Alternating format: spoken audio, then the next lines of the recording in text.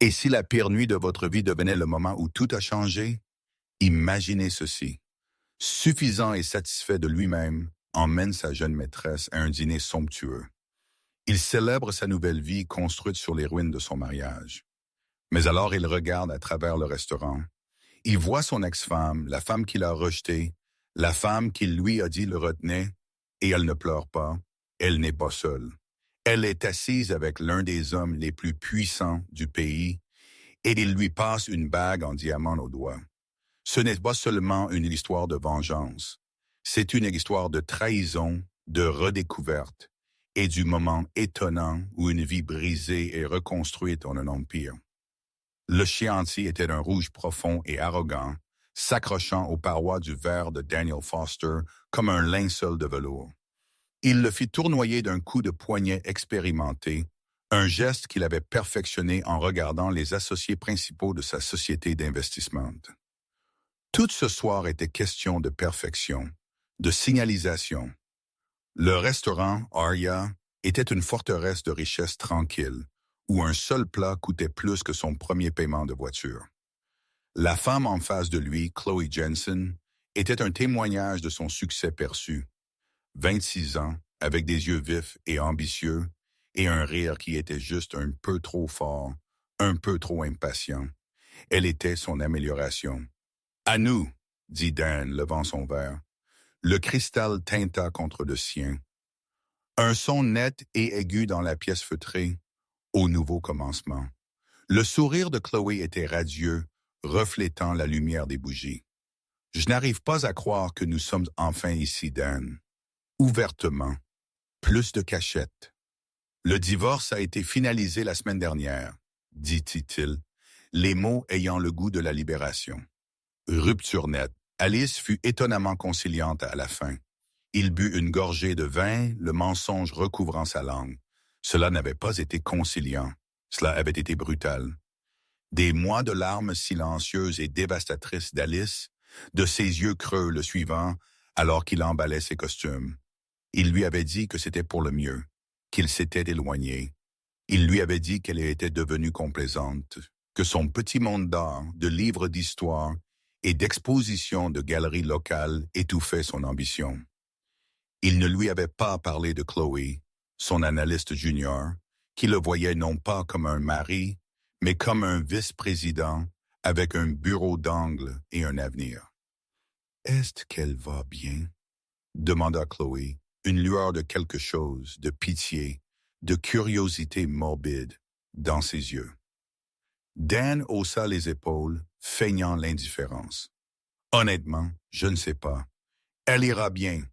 Elle a ses petites passe-temps, probablement retourner vivre chez ses parents. » L'image était à la fois satisfaisante et pathétique. Alice, de retour dans sa chambre d'enfant à Sacramento, entourée d'estampes d'art poussiéreuses. Cela confirmait son récit. Il s'était échappé. Il montait en grade pendant qu'elle se retirait. Il était en train d'expliquer le génie complexe de sa dernière stratégie de portefeuille lorsqu'un mouvement à travers la salle à manger attira son regard. Un couple était en train d'être assis à l'une des meilleures tables près de la fenêtre panoramique donnant sur la baie de San Francisco. L'homme était grand, avec une crinière de cheveux argentés qui dénotait le pouvoir, pas l'âge. Il portait un costume sur mesure qui coûtait probablement plus que toute la garde-robe de Dan. Dan le reconnut instantanément de la couverture de Forbes, Nathaniel Sterling, un titan de la technologie durable, un véritable milliardaire, pas seulement un aspirant comme les hommes pour qui Dan travaillait. Et puis la femme avec lui se tourna vers la lumière. Le verre de vin dans la main de Dan se figea à mi-chemin de ses lèvres. Son cœur se serra. Un battement douloureux et hésitant dans sa poitrine. Cela ne pouvait pas être. La pièce, avec son éclairage doux et le tintement de l'argenterie, sembla se déformer, se plier autour de son image. C'était Alice, mais ce n'était pas l'Alice dont il se souvenait. La femme qu'il avait quittée était une créature de gilet doux et de résignation lasse. Cette Alice était lumineuse. Ses cheveux châtains ternes, qu'il l'avait toujours pressé de teindre, étaient coiffés en vagues élégantes qui captaient la lumière. Elle portait une simple robe noire sans manches qui mettait en valeur des bras toniques et une confiance qu'il n'avait jamais vue. Elle ne portait pas beaucoup de maquillage. Elle ne le faisait jamais. Mais son visage, autrefois obscurci par une tristesse silencieuse, était clair et serein. Elle rit à quelque chose que Sterling dit, et le son, bien qu'il ne pût l'entendre de l'autre bout de la pièce, sembla résonner dans sa mémoire. Un rire plein et authentique qu'il n'avait pas entendu depuis des années. « Dan, quelque chose ne va pas. » La voix de Chloé transperça son choc. Il ne pouvait pas parler. Il fixait, Alice. Son Alice était assise avec Nathaniel Sterling. Cela n'avait aucun sens. C'était un bug dans l'univers. Comment connaissait-elle un homme comme ça? Son monde était petit, provincial. Avait-elle gagné une sorte de concours? Était-elle sa cousine éloignée? Il les regarda, son propre dîner oublié. Sterling était complètement concentré sur elle, son regard intense et admiratif. Il écoutait, vraiment écoutait pendant qu'elle parlait, ses mains bougeant avec grâce pour souligner un point. Dan l'avait toujours ignoré quand elle parlait de son art, du symbolisme dans une peinture de la Renaissance obscure. Sterling, cependant, se pencha, captivé. Une froide terreur, aiguë et acide, commença à se figer dans l'estomac de Dan. Ce n'était pas une rencontre fortuite. Ce n'était pas un dîner professionnel. L'intimité entre eux était palpable. Une énergie tranquille qui rayonnait de leur table. Chloé suivit son regard. « Wow! N'est-ce pas Nathaniel Sterling? Qui est cette femme avec lui? » demanda-t-elle, un soupçon d'envie dans son ton. La mâchoire de Dan se serra. « Je n'ai aucune idée, » mentit-il, les mots lui donnant l'impression de gravier dans la bouche. Il ne pouvait pas détacher ses yeux. Il se sentait comme un fantôme à son propre festin, sa soirée parfaite et organisée ruinée par un spectre de son passé. Mais elle n'était pas un fantôme. Elle était plus vivante qu'il ne l'avait jamais vue. Le déséquilibre de pouvoir qui avait défini la fin de leur mariage, son ambition, sa stagnation, avait été violemment, impossibly inversé. Le serveur arriva avec leurs plats principaux. Dan fixa d'un air absent les coquilles Saint-Jacques parfaitement saisies dans son assiette. Il sentit une colère primaire et possessive monter en lui. C'était sa femme. Elle était censée le pleurer, pas dîner avec des milliardaires. Elle était censée être l'histoire triste et silencieuse de sa nouvelle vie triomphante. Et puis, le moment qui brisa complètement son monde. Nathaniel Sterling tendit le bras à travers la table et prit la main d'Alice. Il dit quelque chose que Dan ne put entendre. Son expression, un mélange de sérieux profond et d'affection douce. Les yeux d'Alice s'écarquillèrent, ses lèvres s'entr'ouvrant dans un halètement silencieux. Une légère rougeur monta sur ses joues. Lentement, délibérément, Sterling fouilla dans la poche de sa veste. Il produisit une petite boîte en velours. Il l'ouvrit. Même de l'autre bout de la pièce, Dan vit l'impossible éclair de lumière lorsque le diamant capta la flamme de la bougie. Ce n'était pas une étincelle, c'était un soleil. Il regarda Nathaniel Sterling, un homme qui pouvait acheter et vendre toute la compagnie de Dan sans une seconde pensée, demander en mariage à Liz Callaghan Foster. Son ex-femme, la femme tranquille et conciliante qu'il avait si négligemment rejetée. Alice fixa la bague, puis Sterling, ses yeux se remplissant de larmes. Elle hocha la tête, un mouvement lent et délibéré. Un sourire, plus brillant et plus beau que tout ce qu'il avait jamais vu sur son visage, éclos. Dan sentit le sang quitter son visage. Son monde soigneusement construit, le restaurant impressionnant, la belle jeune maîtresse, le récit de son propre succès, s'effondra en poussière. Il n'était pas le vainqueur. Il n'était même pas dans le jeu. Il n'était qu'un homme dans un restaurant cher regardant son passé devenir l'avenir spectaculaire de quelqu'un d'autre. 3 mois avant la nuit à Aria, Alice Callaghan était couverte de poussière. Pas la poussière domestique douce d'une maison négligée, mais la poussière ancienne et crayeuse de l'histoire. Elle était perchée sur un échafaudage dans une salle de bal caverneuse et oubliée d'un manoir historique de Pacific Heights, nettoyant minutieusement une fresque centenaire. C'était son sanctuaire, l'endroit où elle s'était réfugiée après l'implosion de son mariage. Le divorce avait ressemblé à une amputation. Pendant 12 ans, elle avait été une moitié d'un tout, Dan et Alice. Son identité avait été inextricablement liée à la sienne. Elle était la femme de soutien du gars de la finance ambitieux, celle qui organisait les dîners, se souvenait des anniversaires de ses clients et gardait ses propres passions soigneusement confinées au rôle d'amateur. Son diplôme en histoire de l'architecture et en conservation était quelque chose dans lequel elle s'adonnait, un intérêt pittoresque que Dan trouvait charmant jusqu'à ce qu'il le trouve ennuyeux. Quand il avait finalement avoué non pas l'affaire, mais son profond malheur, ses mots avaient été chirurgicaux dans leur cruauté. « J'ai besoin de plus, Alice. Je grimpe et j'ai l'impression que tu restes immobile.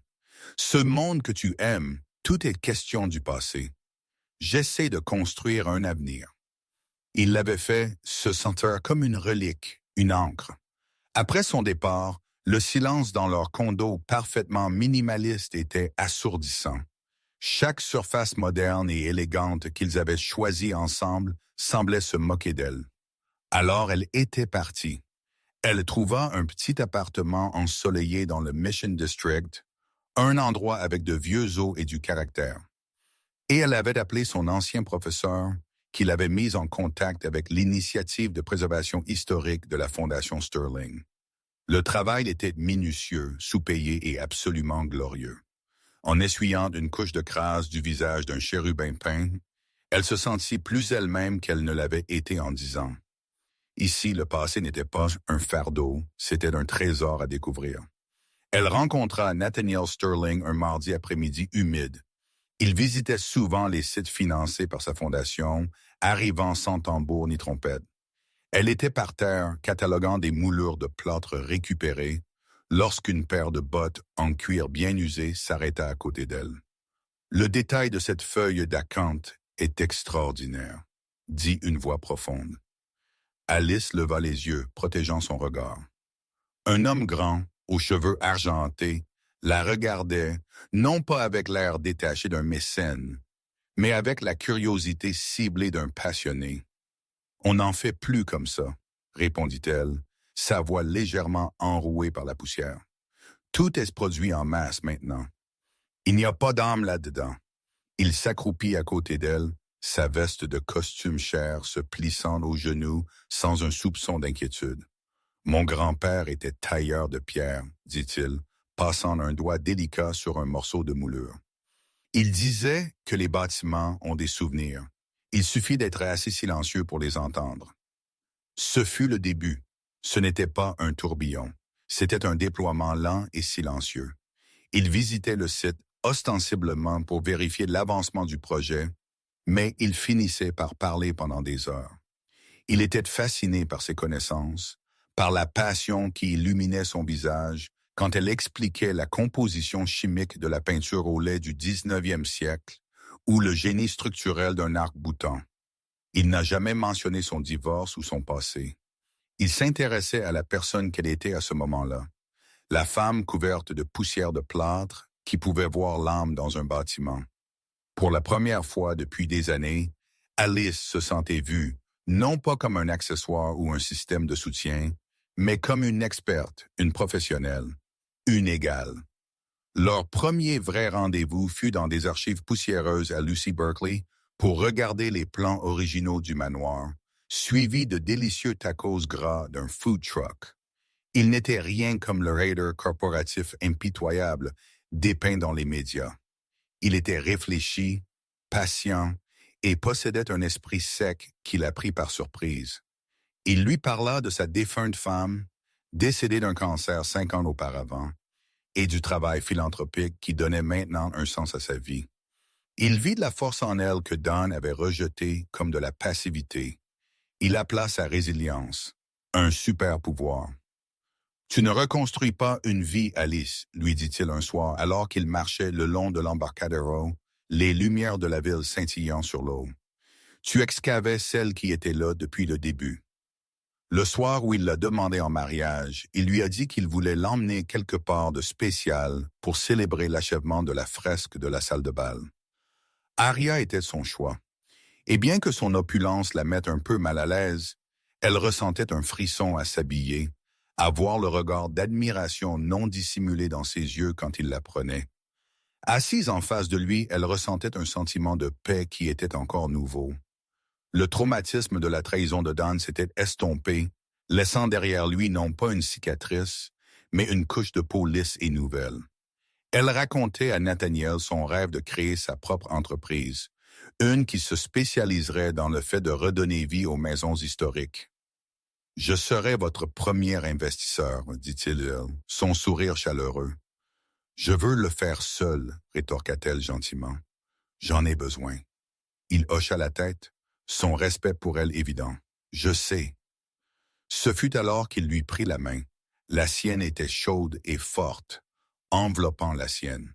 « Alice, » commença-t-il, sa voix baissant légèrement, « j'ai passé les 5 dernières années à vivre dans le passé, honorant d'une mémoire.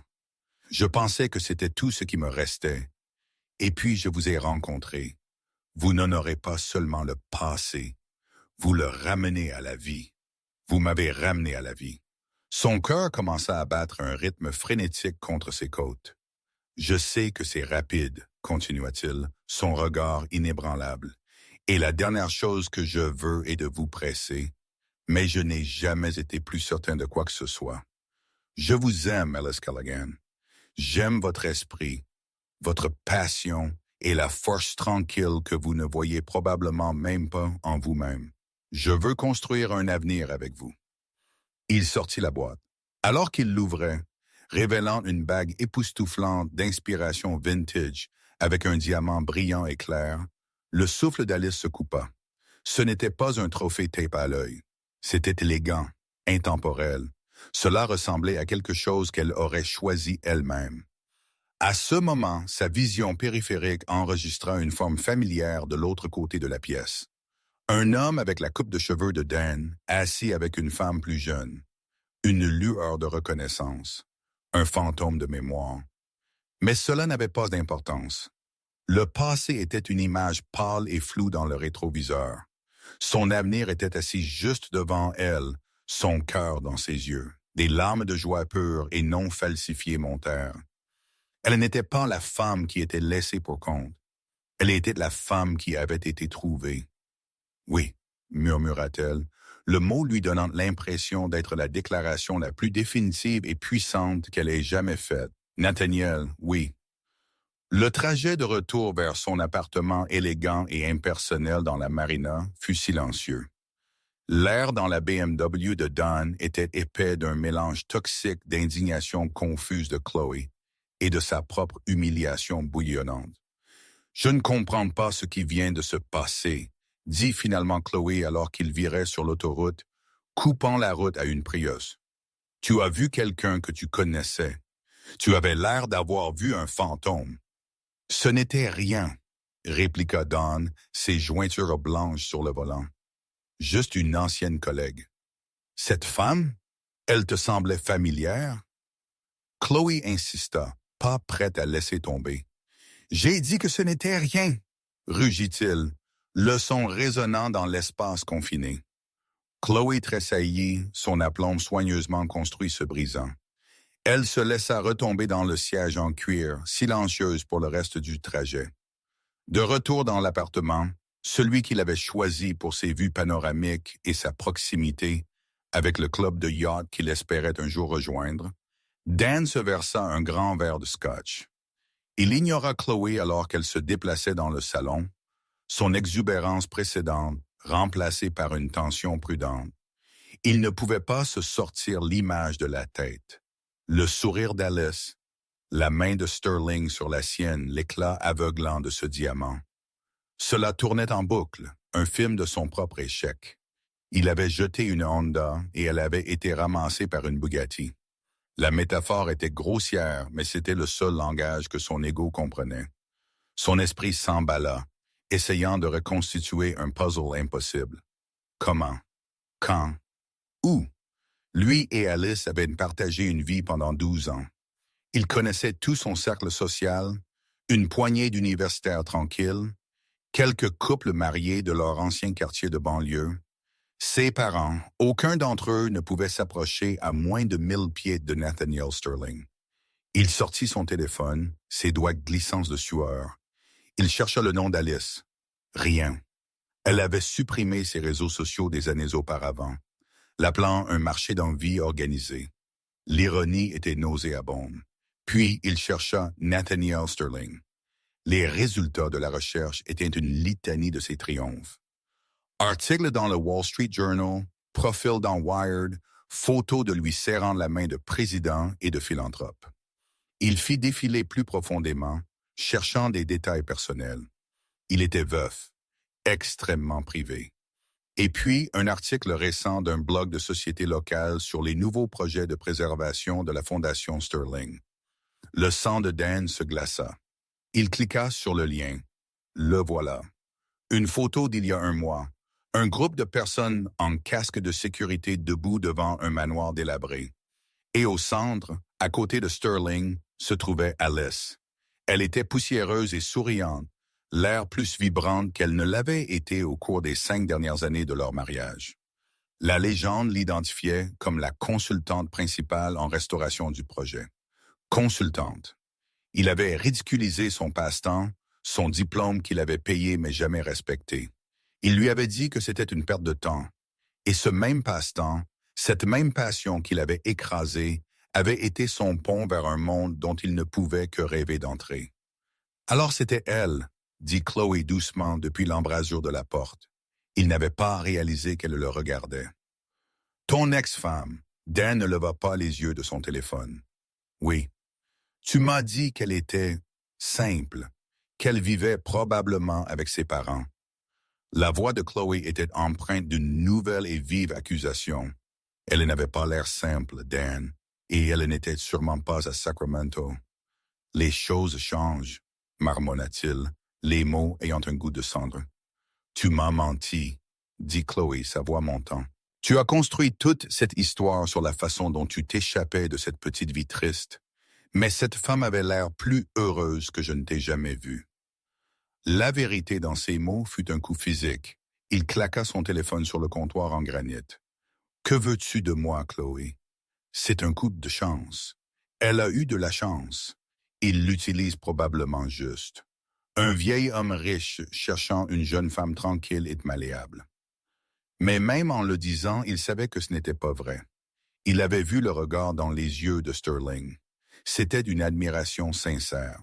C'était la façon dont Dan avait regardé Alice autrefois, il y a une éternité, avant que son ambition n'ait tout empoisonné. Le lendemain au travail fut un flou. Il ne pouvait pas se concentrer sur les analyses de marché clignotant sur ses écrans. Chaque chiffre, chaque ligne montante et descendante semblait se moquer de lui. C'était un homme de chiffres, un homme qui calculait le risque et la récompense, et il venait de faire le pire échange de sa vie. Il se retrouva à chercher compulsivement plus d'informations. Il créa un faux profil de réseau social et commença à suivre la Fondation Sterling, les sociétés de préservation architecturale, tout ce qui pourrait lui donner un aperçu de sa nouvelle vie. Il devint un voyeur numérique, regardant depuis les ombres alors qu'elle s'épanouissait. Ses collègues remarquèrent le changement. Sa fanfaronnade habituelle avait disparu, remplacée par une énergie distraite et irritable. « Foster, tu es avec nous ?» aboya son patron, Mark, lors d'une réunion d'équipe. « Tes projections pour le trimestre sont bâclées. » Dan marmonna des excuses, son esprit ailleurs. Mais chez soi ailleurs. Il imaginait Alice marchant à travers le penthouse de Sterling, assise sur son yacht, volant dans son jet privé.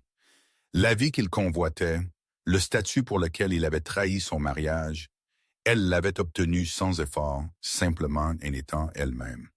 Le soi qu'il lui avait dit n'était pas suffisant.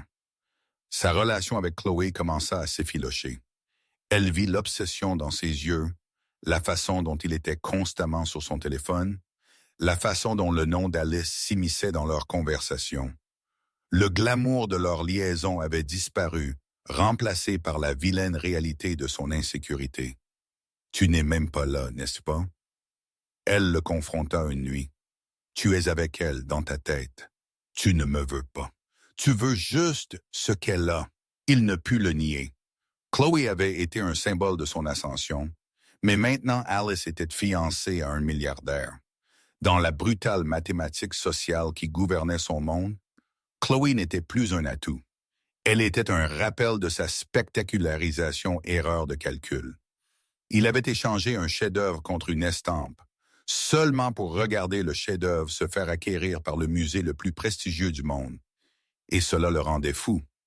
Les jours suivants, la proposition furent un mélange surréaliste de jouets privés et de spéculation publique. Les fiançailles de Nathaniel avec une inconnue relative firent la une des chroniques mondaines de la ville.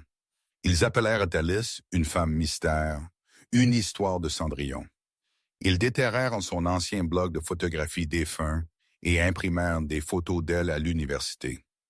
Alice trouva tout cela profondément dérangeant.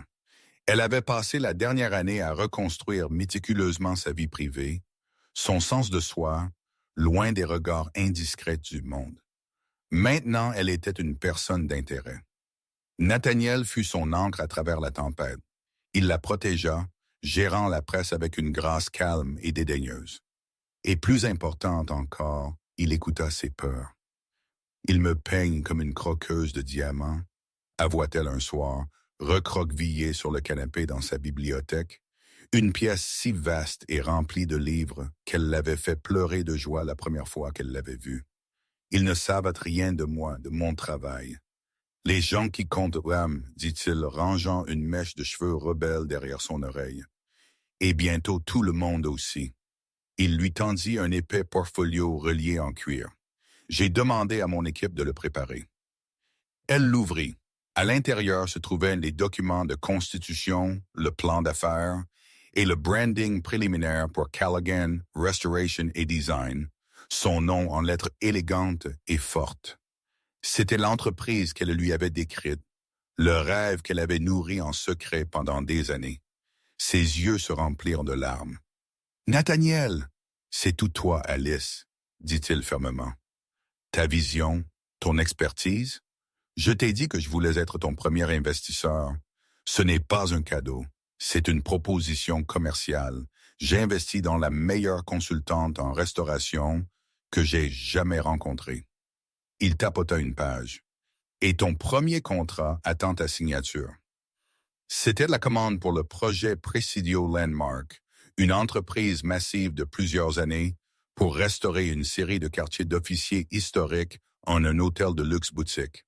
C'était un projet qui lançait une carrière, un contrat, qu'elle n'aurait pas eu la chance d'obtenir avant 20 ans, si jamais. L'offre était à la fois exaltante et terrifiante. C'était tout ce qu'elle voulait, offert sur un plateau d'argent par l'homme qu'elle allait épouser.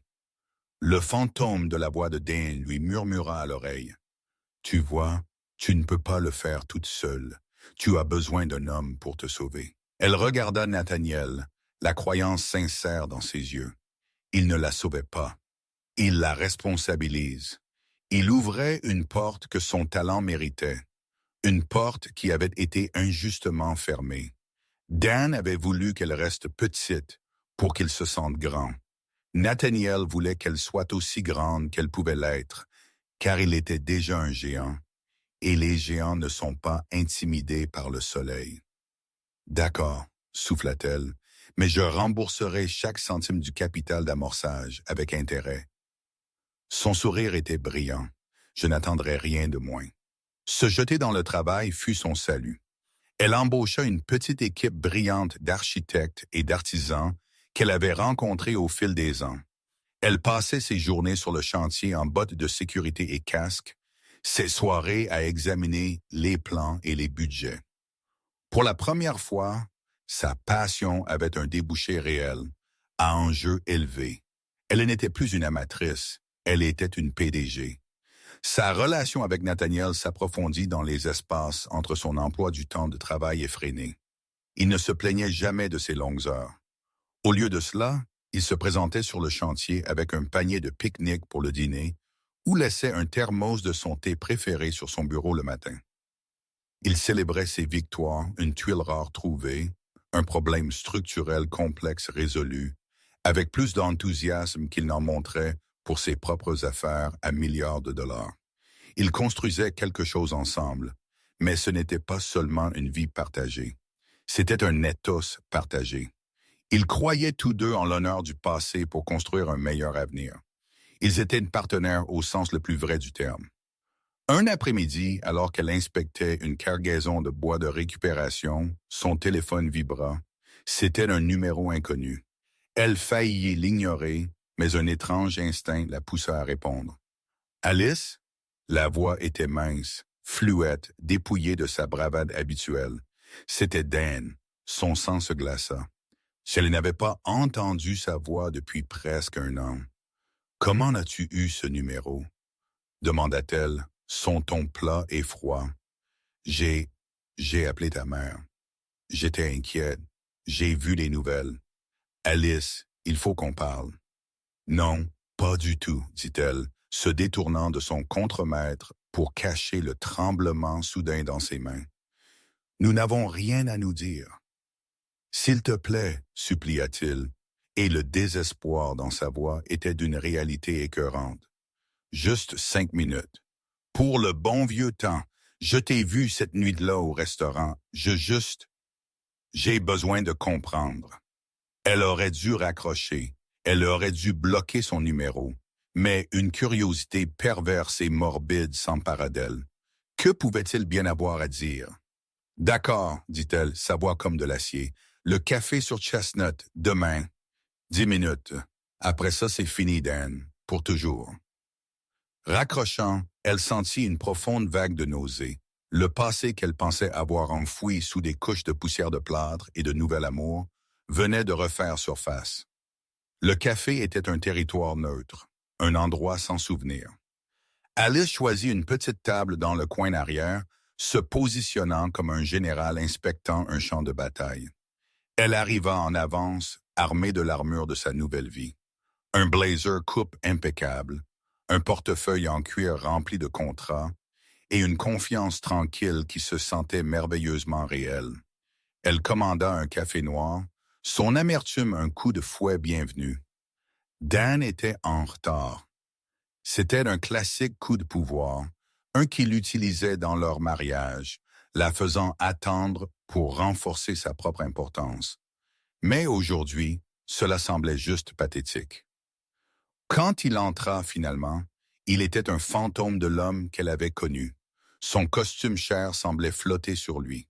Son visage était pâle et tiré, et il y avait des cernes sous ses yeux. L'arrogance avait disparu, remplacée par une énergie nerveuse et agitée. Il la repéra et s'approcha de la table avec un pas hésitant, presque apologétique.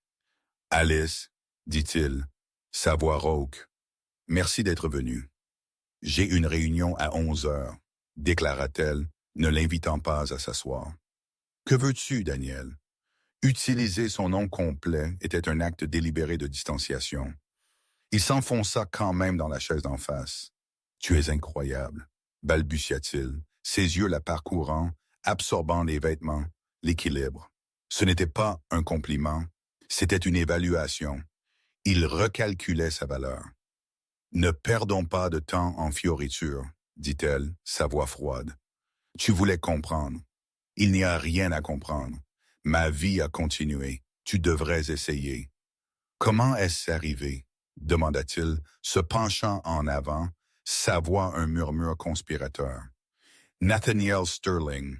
Je veux dire, comment quelqu'un comme toi finit-il avec quelqu'un comme lui? L'insulte enveloppée dans une question était si typique de lui. Quelqu'un comme toi. Petit. Sans importance. Il y a un an, cette question l'aurait brisé.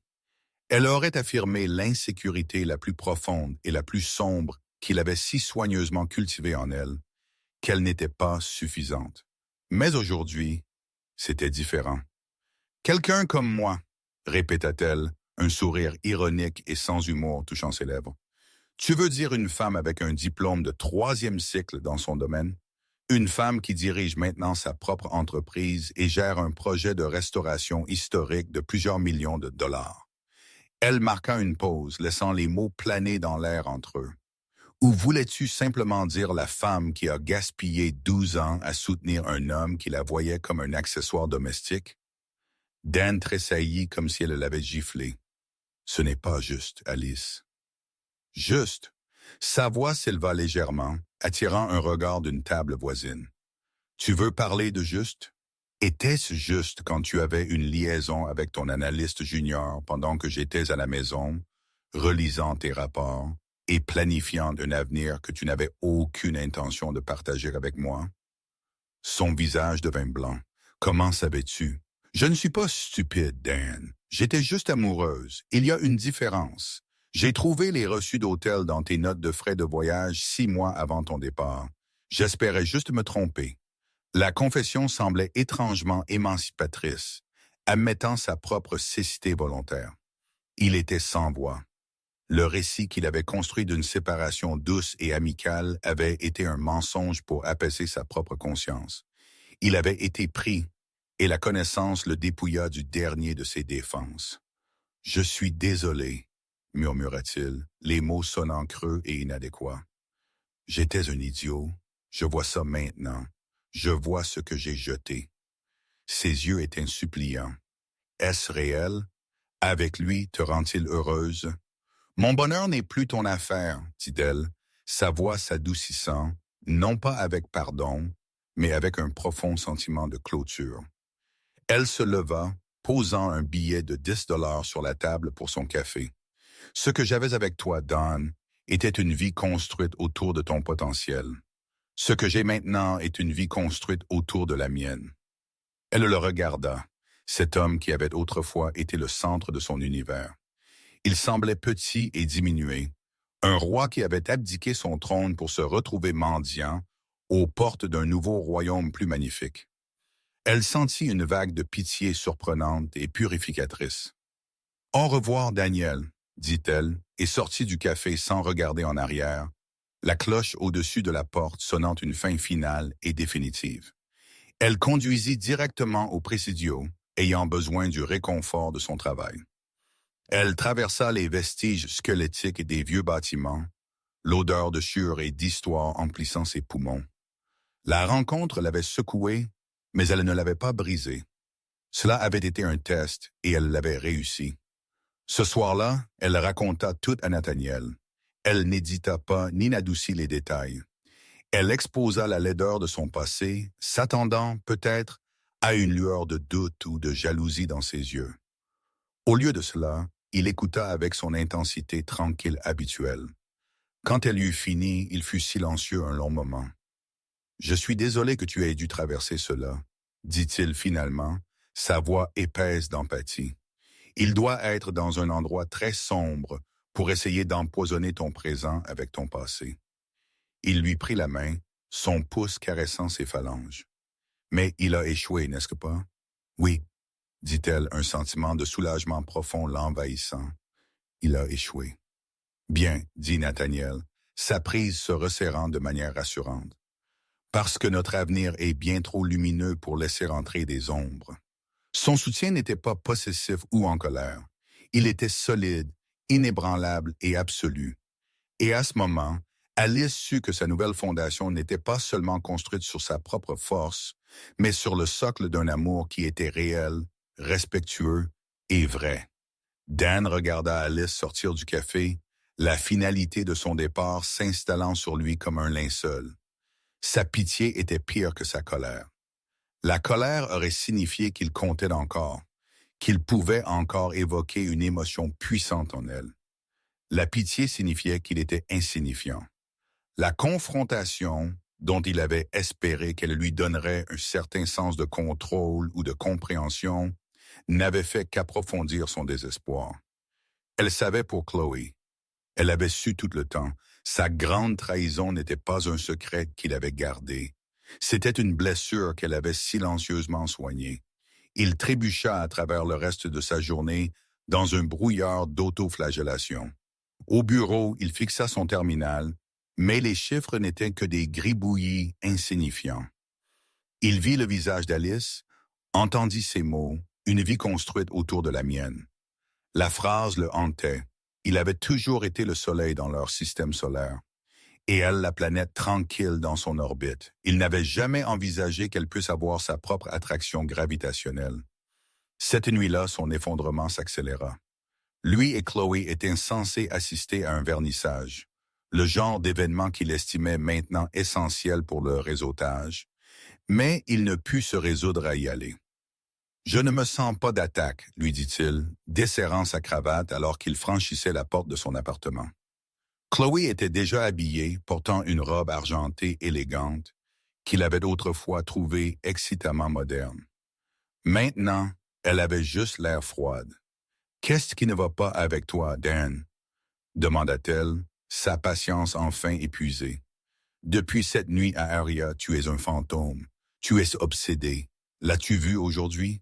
Était-ce là que tu étais? » L'accusation frappa trop près de la maison. « Ce ne sont pas tes affaires, » grogna-t-il. « Ce sont mes affaires, » rétorqua-t-elle, sa voix tremblant de frustration. « Ma vie est mêlée à la tienne maintenant. J'ai saboté mes perspectives de carrière à l'entreprise pour toi. Tout le monde sait que je suis la fille de Dan. Tu as fait des promesses, un partenariat, un avenir. Mais tout ce dont tu parles, tout ce à quoi tu penses, c'est elle. Ce n'est pas vrai, non, mentit-il, mais le déni était faible, peu convaincant. N'est-ce pas? Le rire de Chloé était cassant. Tu sais, j'ai trouvé quelque chose d'intéressant quand je nettoyais certains de tes anciens dossiers du bureau. Elle se dirigea vers son sac et en sortit un morceau de papier plié et froissé. C'était un mémo interne de la firme, daté d'il y a plus d'1 an. Elle le déplia et commença à lire à voix haute. Suite au dernier tour d'entretien, les partenaires ont décidé d'offrir le poste de vice-président senior à Mark Holloway. Nous remercions Daniel Foster pour sa candidature et l'encourageons à poursuivre son développement au sein de la firme.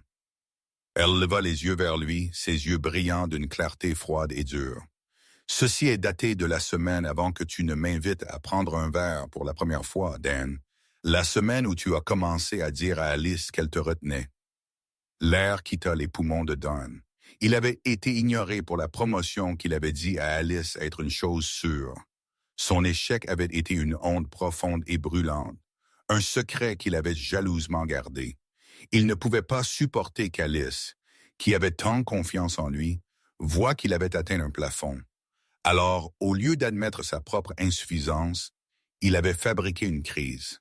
Il l'avait blâmée. Il avait créé un récit où elle était l'encre et lui le navire s'efforçant de naviguer. Chloé avait juste été le radeau de sauvetage le plus pratique. « Tu ne l'as pas quitté parce que tu voulais un avenir plus grand, » dit Chloé, sa voix dégoulinante de mépris. « Tu l'as quitté parce que tu as échoué et que tu ne pouvais pas supporter qu'elle le voie. Tu avais besoin de quelqu'un de nouveau, quelqu'un qui ne savait pas que tu avais été rejeté. Tu avais besoin d'un public pour une histoire qui n'était même pas vraie. » Chaque mot était un clou dans son cercueil. Elle le vit. Elle vit l'homme pathétique et insécure derrière la bravade. « Je t'aimais, » dit-il, les mots sonnant pathétiques et désespérés. « Non, tu ne m'aimais pas, » répliqua Chloé, secouant la tête. « Tu aimais ce que je représentais, un nouveau départ, une victoire. Mais tu as perdu, Dan. Tu as perdu la promotion et tu as perdu la seule personne qui t'ait probablement jamais aimé, pour qui tu étais vraiment. Pas pour qui tu prétendais être. » Elle se dirigea vers la chambre et revint quelques minutes plus tard avec sa valise. Elle était déjà emballée. « J'ai fini, » dit-elle, sa voix plate. « Je ne vais pas être un personnage secondaire dans ton psychodrame pathétique. Tu peux t'asseoir ici et obséder sur la nouvelle vie d'Alice Callaghan, mais je vais aller en trouver une à moi. » Elle se dirigea vers la porte, ses talons claquant de manière décisive sur le parquet. Elle ne regarda pas en arrière. La porte se referma avec un doux clic final, laissant Dan seul dans le vaste appartement vide. La vue panoramique de la ville, autrefois un symbole de son ambition, ressemblait maintenant à milieu jugeur. Il était complètement seul. Il n'avait pas de femme, pas de maîtresse, pas de promotion. Il avait incendié toute sa vie pour le bien de son ego, Et maintenant même cela avait disparu, réduit en cendres par la lumière brillante et aveuglante du succès d'Alice et de son propre échec catastrophique. Il s'enfonça sur le canapé cher, le silence le pressant, un poids physique, n'avait plus rien d'autre que le fantôme de l'homme qu'il pensait être, et la réalité horrifiante de l'homme qu'il était devenu. Chapitre 8. La Restauration, le gala de charité annuel de la Fondation Sterling, était l'événement le plus attendu du calendrier social de San Francisco. Il se tenait dans la grande salle de bal de l'Hôtel Fairmont, un espace qu'Alice connaissait intimement de ses études. Cette année, cependant, elle n'était pas une observatrice académique. Elle assistait au bras du président de la Fondation, fiancé. Elle portait une robe saphir profonde que Nathaniel avait insisté pour lui acheter, affirmant qu'elle correspondait à ses yeux. Pour la première fois de sa vie, elle se sentait à l'aise dans un tel environnement opulent, non pas à cause de la robe ou des diamants étincelants à son cou, mais parce qu'elle était là à ses propres conditions. Callaghan Restoration et Design était un sponsor de l'événement. Le logo de son entreprise affiché fièrement sur le programme. Elle était une invitée, une donatrice et une femme d'affaires. La soirée fut un tourbillon d'introductions à des sénateurs, des PDG de la technologie et des philanthropes. Nathaniel la présenta non pas comme sa fiancée, mais comme Alice Callaghan, l'esprit brillant derrière le projet historique du Presidio. Il rayonnait de fierté, et cela la remplit d'une chaleur qui n'avait rien à voir avec le champagne qu'elle sirotait. Elle était au milieu d'une conversation avec un critique d'art renommé quand elle sentit un frisson soudain, un sentiment primal d'être observée. Elle scanna la salle de bal bondée et son cœur s'arrêta. Appuyé contre un pilier de marbre, près de l'entrée, se trouvait Dan. Il était horriblement déplacé. Il portait un smoking loué qui était légèrement trop serré aux épaules, et son visage avait une pâleur cireuse et malsaine. Il buvait du whisky, pas du champagne, et ses yeux étaient fixés sur elle avec une intensité brûlante et désespérée. Elle sentit un sursaut de peur. Comment était-il entré? Un billet pour cet événement coûtait 10 000 $. Elle s'excusa et se déplaça rapidement aux côtés de Nathaniel. « Nathaniel, murmura-t-elle, sa voix serrée, Dan est ici. » L'expression calme de Nathaniel ne changea pas, mais ses yeux se durcirent. Il signala subtilement un membre de son équipe de sécurité, un homme discret en costume sombre. « Où? » »« Près de l'entrée. »« Je ne sais pas ce qu'il fait ici. Il a l'air mal. » Avant que Nathaniel ne puisse répondre, Dan commença à se diriger vers eux, se frayant un chemin à travers la foule étincelante d'une démarche maladroite et déterminée. Il se dirigeait droit vers la scène où la vente aux enchères était sur le point de commencer. « Oh non !» souffla Alice. Dan atteignit la petite scène et avant que quiconque ne puisse l'arrêter, s'empara du microphone de son support. Un arsène aigu retentit dans la salle de bal, faisant taire les bavardages. Des centaines de visages se tournèrent vers lui. « Bonsoir à tous, » dit Dan, sa voix amplifiée, légèrement pâteuse. « Bonsoir, l'élite de San Francisco. » Il fit une révérence moqueuse. Le garde de sécurité de Nathaniel commença à avancer, mais Nathaniel leva une main, l'arrêtant. « Voyons ce qu'il a à dire, » murmura-t-il à Alice, son bras une présence solide et rassurante autour de sa taille. « Nous sommes tous ici ce soir pour célébrer la philanthropie, » continua Dan, ses yeux se fixant sur Alice, « pour célébrer des hommes comme Nathaniel Sterling, qui construisent des écoles et sauvent des bâtiments. » Il rit d'un aboiement court et laid. « Mais vous êtes-vous déjà demandé le coût? Ce qui est bulldozé pour faire place à ces grands gestes? » Il pointa un doigt tremblant vers Alice. « Je le fais, je sais. Parce que cette femme là-bas, Alice Callaghan, mon ex-femme, a lancé un rayon sur la démolition. Elle a démoli notre mariage, notre foyer, notre avenir. Tout ça pour une chance à ceci. » Il fit un geste autour de la pièce opulente. Elle a joué le rôle de l'épouse dévouée pendant qu'elle chassait un gibier plus gros. C'est un prédateur déguisé en brebis, une croqueuse de diamants de la plus haute volée. Un halètement collectif parcourut la pièce. Le silence était absolu, suffocant. Alice sentit le sang quitter son visage. Chaque œil était sur elle, 1000 points de jugement. Elle se sentait nue, exposée, les murs soigneusement construits de sa nouvelle vie s'effondrant sous la force de son agression publique. Mais alors elle regarda Nathaniel. Il ne regardait pas Dan. Il la regardait, son expression non pas de doute ou de honte, mais de soutien inébranlable. Il lui fit un petit signe de tête presque imperceptible, comme pour dire « Tu as ça ». Et à ce moment, quelque chose en elle changea. La peur et l'humiliation reculèrent, remplacées par une colère froide et claire. Non pas contre Dan, mais contre elle-même, pour avoir jamais laissé cet homme avoir un tel pouvoir sur elle. Elle retira doucement le bras de Nathaniel de sa taille et fit un pas en avant. Sa voix, quand elle parla, n'était pas forte, mais elle était claire et portait le poids de l'autorité absolue. « Il a raison, dit-elle, sa voix tranchant le silence. La foule murmura. Dan parut momentanément triomphant. « Mon ex-mari a raison, » continua Alice, son regard fixé sur Dan. « Je sais des choses sur la démolition. Je sais ce que c'est que d'avoir son sens de soi démoli, d'avoir sa confiance bulldozée, d'avoir sa confiance en une autre personne réduite en gravats. J'ai vécu dans ces gravats très longtemps, Dan. Tu étais l'architecte de cette démolition. » Elle commença à marcher lentement vers la scène, sa robe saphir chuchotant contre le sol de marbre. « Et tu as raison sur autre chose. Je chassais, pas pour l'argent, pas pour le statut. Je chassais la femme que j'étais avant de te rencontrer, la femme qui était passionnée et forte et avait ses propres rêves, des rêves que tu me disais être petits et insignifiants. » Elle s'arrêta au pied de la scène, levant les yeux vers la figure pathétique et désagrégée qu'il était devenu. « Je n'ai pas retrouvé cette femme en rencontrant Nathaniel Sterling, » dit-elle, sa voix résonnant de vérité. « Je l'ai trouvée à 4 pattes, couverte de poussière de plâtre, ramenant à la vie un morceau de beauté oublié.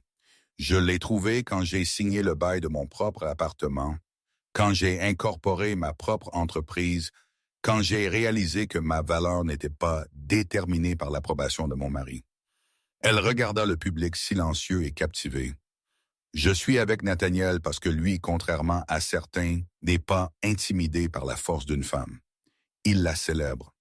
Il y investit. Le seul croqueur de diamants ici ce soir, Daniel, c'est toi.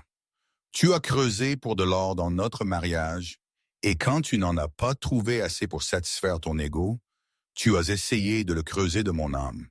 Mais mon âme n'est pas à vendre. » 2 gardes de sécurité atteignirent finalement Dan, chacun lui prenant un bras.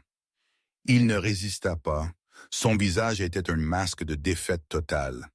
Toute la combativité l'avait quitté, laissant derrière lui une coquille vide et brisée.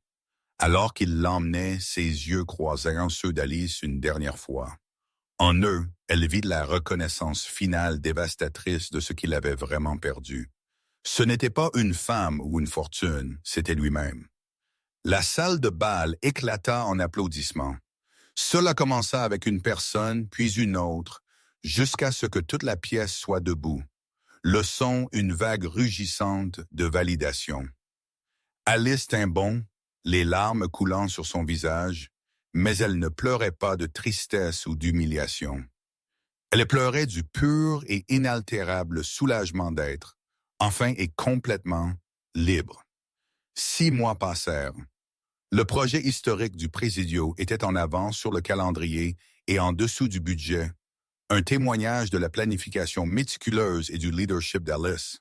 Callaghan Restoration et Design était devenue la firme de préservation la plus recherchée sur la côte ouest. Ses journées étaient remplies des défis satisfaisants de son travail. Le frisson de découvrir des détails originaux et cachés dans un bâtiment, la camaraderie de son équipe, la fierté tranquille de créer quelque chose de beau et de durable. L'incident du gala avait paradoxalement cimenté sa réputation.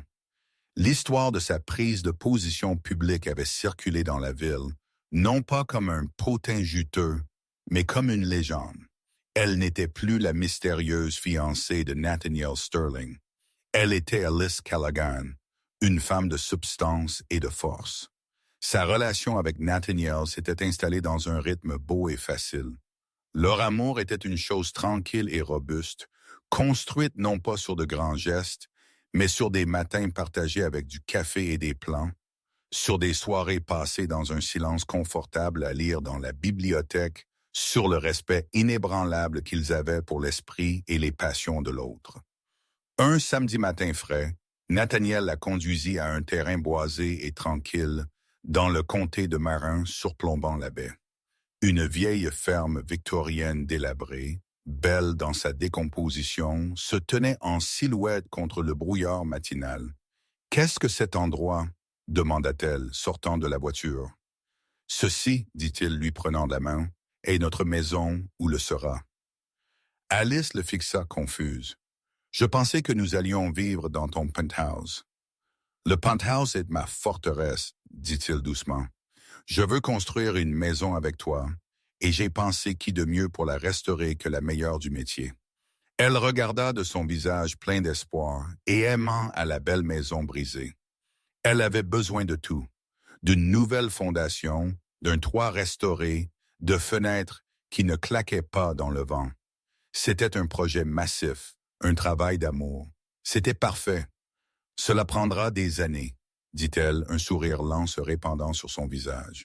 « Nous avons des années, » répondit-il, l'attirant près de lui. « Nous avons le reste de nos vies. » Alors qu'ils se tenaient là, planifiant la restauration de leur future maison, les pensées d'Alice dérivèrent brièvement vers Dan.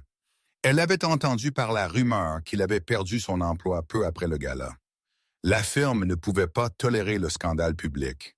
Il avait vendu son appartement et déménagé, de retour dans le Midwest, disait-on. Elle ne savait pas avec certitude, et elle réalisa avec un profond sentiment de paix qu'elle ne s'en souciait pas. Sa rédemption, si elle venait d'un jour, était sa propre histoire à écrire. Cela n'avait rien à voir avec elle. Sa rédemption était ici.